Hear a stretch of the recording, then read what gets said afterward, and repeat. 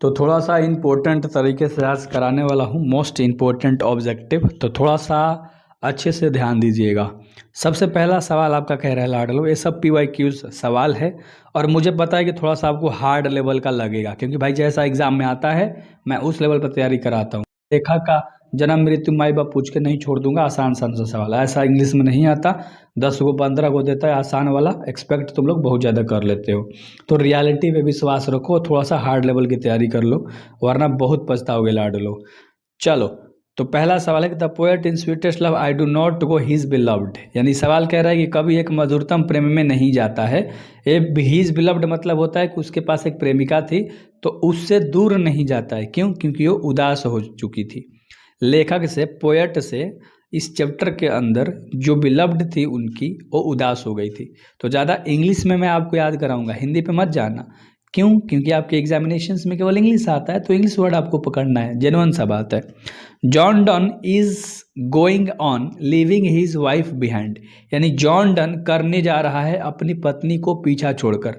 तो John Donne going जा रहा है, लिविंग हिज वाइफ पत्नी को छोड़कर, है ना, पीछे छोड़कर। कहाँ जा रहा है? जर्मनी जा रहा है। इतना याद रखना, तो दूसरा का ऑप्शन नंबर बी हो जाएगा। ठीक है, चलो अगला सवाल है जो 3 नंबर का सवाल है कि John Donne thinking that he is certain, यानी जॉन डन जो है, यहाँ पर डन है, सोचता है खास बात है। वो जो खास बात है ना, वो डेथ के प्रति है, मृत्यु के प्रति है। तो क्वेश्चन देख लो कि जॉन डन थिंक्स डैट, खाली जगह दे दिया, फिर इट्स सर्टेन दे दिया। तो आपको समझ में भी आना चाहिए भाई, एग्जाम के पॉइंट ऑफ व्यू से तैयारी करोगे यही होगा केवल। बाकी सब लोग आते हैं और जैसे मन वैसे ऑब्जेक्टिव कहीं कहीं से उठा के आपको लिख देंगे, इंपॉर्टेंट क्वेश्चन लड़ जाएगा। नहीं, ट्रस्टेड चैनल से पढ़ाई कर लो भाई, है ना। तुमको पता है मैं हर सब्जेक्ट आपको देता हूँ, तो मैं आपके साथ खिलवाड़ नहीं करूँगा, पहला नंबर तो, है ना। John Donne wants to go away because he is not tired of his, यानी जॉन डन उससे दूर जाना चाहता है क्योंकि वह थका नहीं है, किससे? बिलव्ड से। तो सी नंबर का ऑप्शन तुम्हारा सही होगा, क्योंकि अपने प्रेमिका से वो थका नहीं है, इसलिए वो दूर नहीं जाना चाहता है, वो तो एक यात्रा पर जाना चाहता है ना, बस लेखक। अगला सवाल है 5 नंबर का, द पोएट जिनका नाम है John Donne better than the sun, वो खुद को सूर्य से भी अच्छा बताते हैं कि मैं अपनी यात्रा करूंगा सूर्य से भी तेज। और यहाँ पर आपको एक नंबर दिख रहा है, नंबर नहीं है यार, लो यहाँ पर मैं लिख देता हूँ, ये आपका नंबर रहा। इस पे आप व्हाट्सएप करोगे ना, तो आपको हर सब्जेक्ट का सब्जेक्टिव ऑब्जेक्टिव सब मिल जाएगा, नोट्स मात्र इतना रुपया में। चुपचाप व्हाट्सएप करो एंड आपको नोट्स मिल जाएगा। इतना याद रखना, हर सब्जेक्ट में सब्जेक्टिव ऑब्जेक्टिव इंपॉर्टेंट हर चीज़। पहले चैनल पर जाना, विश्वास हो जाएगा तभी लेना। What does the poet do in song of my self, song of my self के अंदर में पोएट का क्या करना चाहता है? The poet song of my self और फॉर हिमसेल्फ, तो सिंग होगा, क्योंकि सॉन्ग ऑफ माई सेल्फ जो आप चैप्टर देखे हो लाडलो, उसमें जो लेखक है वो गाता है, तो सिंग माने गाता होता है, इस तरह से पकड़ सकते हो। तो क्वेश्चन को घुमा के आपको देगा, बट मैं हूं ना, हर क्वेश्चन को तोड़ के याद कराऊंगा, इतना याद रखना। Walt Whitman work as a volunteer nurse, है ना, वर्ल्ट विटमैन, है ना, काम किए वॉलेंटियर नर्स की तरह। कब काम किए थे? तो 9 का ऑप्शन नंबर ए नंबर हो जाएगा, सिविल वार के दौरान। अच्छे से याद रख लेना, ठीक है। Whitman, Walt Whitman civil war के दौरान उन्होंने एक वॉलेंटियर नर्स के द्वारा काम किया, क्योंकि सभी लोग घायल हो गए थे, तो उन्होंने सबकी मदद करी थी। अगला सवाल, who is I in the poem, यानी कि सॉन्ग ऑफ माई सेल्फ जो आपका पोयम है, इसके अंदर में आई शब्द का मतलब क्या हुआ आपको बताना है। तो the poet Walt Whitman, Walt Whitman खुद के बारे में आई शब्द को डिनोट करते हैं, तो वॉल्ट विटमैन के लिए आई शब्द का इस्तेमाल किया गया है सॉन्ग ऑफ माई सेल्फ में। क्वेश्चन घुमा के पूछ रहा है, और ऐसा ही एग्जाम में आता है। PYQ चेक करो, PYQ चेक करो, ठीक ना।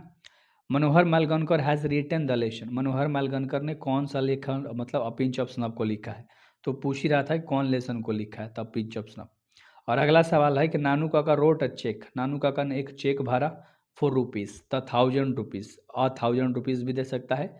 ए 1000 का मतलब भी होता है कि 1000, या 1000 मन भी होता है 1000, तो 1000 रुपये का चेक भरा था, है ना, अच्छे से याद रख लेना। अगला सवाल, द सेकेंड इंपॉर्टेंट पर्सन नानू काका प्लेस टू मीट वॉज, यानी कि नानू काका जो थे वो दूसरा, है ना, जो व्यक्ति था उनके लाइफ में जो इम्पोर्टेंट था, उससे मिलने गए थे। तो जो दूसरा व्यक्ति, जो खास व्यक्ति था, वो वेलफेयर मिनिस्टर था। तो सी नंबर का ऑप्शन अच्छे से याद रख लेना, ठीक है। और अगला सवाल है, यहाँ कह रहा है कि रातीराम वाज द सन ऑफ, रातीराम, है ना, किनका बेटा था? इतना बस आपको क्वेश्चन में बताना है, तो सोहन लाल का। बहुत बढ़िया। अगला सवाल देख लो 15 नंबर, इज हार्मोनियस स्टोरी, एक हार्मोनियस स्टोरी इनमें से कौन सा आपको दिख रहा है? वर्ड से ही याद करोगे ना, है ना, तो आपको याद होगा। तो 15 का ऑप्शन नंबर क्या हो जाएगा? अ पिंच ऑफ स्नफ एक हार्मोनियस स्टोरी है ना, एक व्यंग्य कहानी है बोल सकते हो, ठीक है, रोचक कहानी है ना, अच्छे से याद रखना। अगला, अर्लियर ही हैड सॉरवैस, यानी कि earlier he had served as the governor of Bihar, है ना, तो बिहार के राज्यपाल के रूप में काम किया था किसने? डॉक्टर जाकिर हुसैन ने। तो उनका नाम नहीं दिया है, लेकिन ऐसे ही एग्जाम में क्वेश्चन चिपका देगा, नाम लगा देगा जरूर कि doctor Zakir Hussain earlier he had served as the governor of Bihar, यानी कि बिहार के राज्यपाल के रूप में काम किया था राष्ट्रपति बनने से पहले। तो सब चीज़ याद करते चलना है। Doctor Radha Krishnan explained expensively, मतलब डॉक्टर राधा कृष्ण अच्छे तरीके से एक्सप्लेन करते हैं, है ना, तो किस चीज़ को? इंडियन फिलॉसफी को, इंडियन फिलॉसफी को। अगला सवाल कह रहा है 18 नंबर का, doctor Zakir Hussain entered the office with, यानी कि विथ कह दिया, उन्होंने ऑफिस में इंटर किया किस चीज़ के साथ? तो टोटल डेडिकेशन के साथ, यानी आत्मसमर्पण के साथ, याद रख लेना, आत्मविश्वास के साथ, तो टोटल डेडिकेशन, समर्पण विश्वास के साथ उन्होंने ऑफिस में कदम रखा था, राष्ट्रपति के, प्रेसिडेंट के ऑफिस में। अगला सवाल, doctor Zakir Hussain was long associated with, यानी डॉक्टर जाकिर हुसैन लंबे समय तक जुड़े रहे तो एजुकेशन से, शिक्षा से, वो मानते भी थे कि शिक्षा एक बहुत इंपॉर्टेंट चीज़ है हमारे देश को आगे बढ़ाने के लिए। अगला सवाल, the people has chosen him he had the whole family, यानी लोगों ने परिवार के मुखिया के रूप में चुना था, कितने दिनों के लिए? सिंपल है, डॉक्टर जाकिर हुसैन को चुना गया था, तो क्वेश्चन पूरा नहीं बोलेगा भाई, ऐसे ही पूछेगा। तो एक सर्टेन टाइम के लिए, एक निश्चित समय के लिए उन्हें पूरा भारत का एक मुखिया चुना गया था, एक हेड चुना गया था, जो कि राष्ट्रपति का पद था।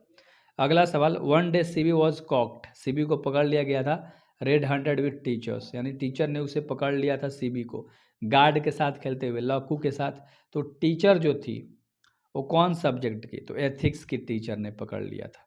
अगला सवाल ध्यान से देख लो, सीबी बाउट अ इंचेस गार्ड, यानी कितना इंच के गार्ड को खरीदता है? ऑफ एन ओल्ड वोमेन, एक बूढ़ी औरत ले।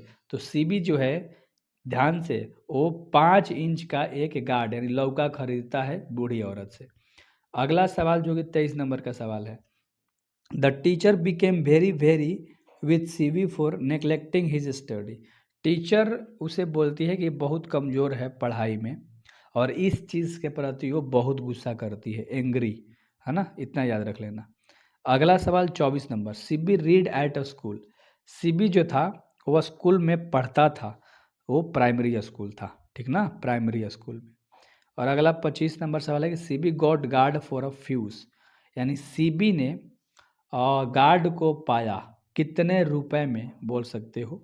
तो सेन में पाया था, फ्यूज सेन, कुछ सेन में, रुपया नहीं, सेन में, सेन याद रख लेना।